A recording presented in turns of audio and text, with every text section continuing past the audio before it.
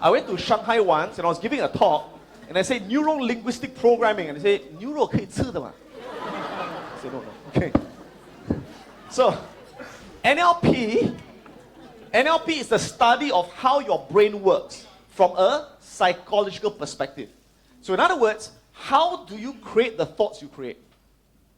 How do your thoughts affect your emotions? How your emotions affect your behavior? And how that ultimately affects your results in life. Right?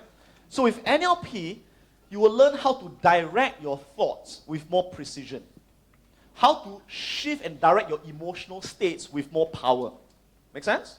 Okay, in order to create different results. So NLP is a study of how language, how words direct the brain, direct your nervous system. Okay? So let me give you an example how this works every day. Yeah? How many of you have ever said this to someone before? You've ever said this? You said, what's wrong with you?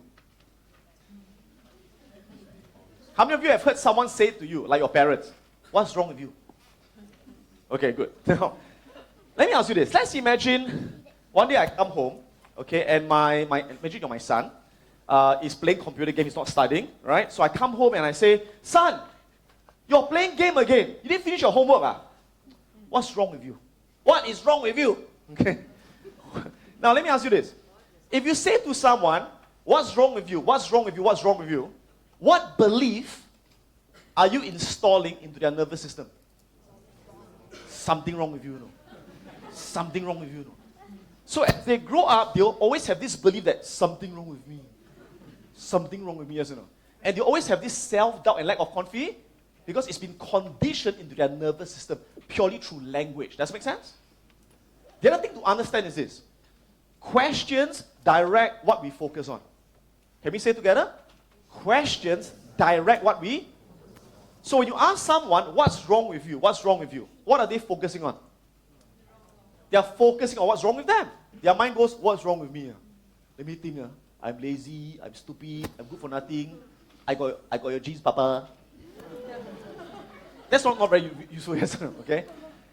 But if the parent, for example, were to use a different set of language, would it condition the mind differently? So what if I said to my son instead, son, what's the right thing to do now? So if I ask, what's the right thing to do now? What is he focusing on? Doing the right thing. Make sense? Because questions direct what? Focus. But is it also possible I say to my son, son, what's the right thing to do now? And he say, play game lah. Is that also possible? Yes. So if I get that response, does it mean my son has got an attitude problem? Yes or no? You see, if you believe that your son has an attitude problem, you can never help him. If you believe as a salesperson your client is resistant, you can never sell to your client. Make sense? Because if you believe they're just like that, you can't change them anymore, right?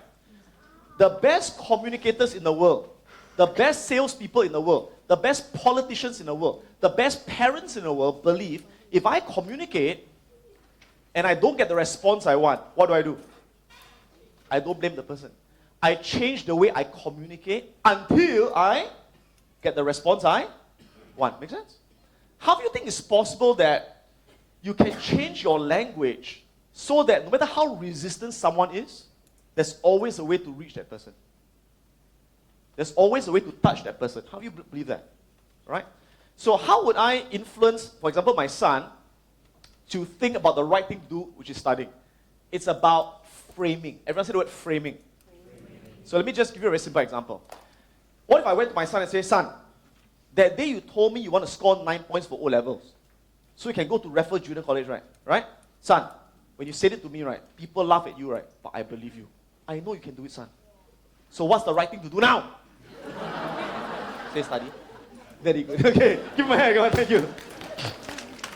So notice the second time, what did I do? Before I ask the question, I framed it and said, you said you want to do well, and I believe you can do it. So what's the right thing to do? Now, make sense? Let me give you another example.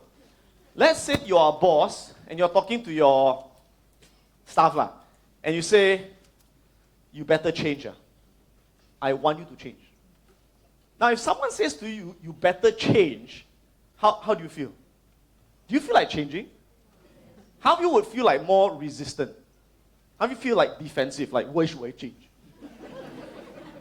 Right? What if I change my language? What if I say, you know what, I know that you're better than this. And I know that you can change yourself to become even better than who you are today. Does that feel different? Yes or no?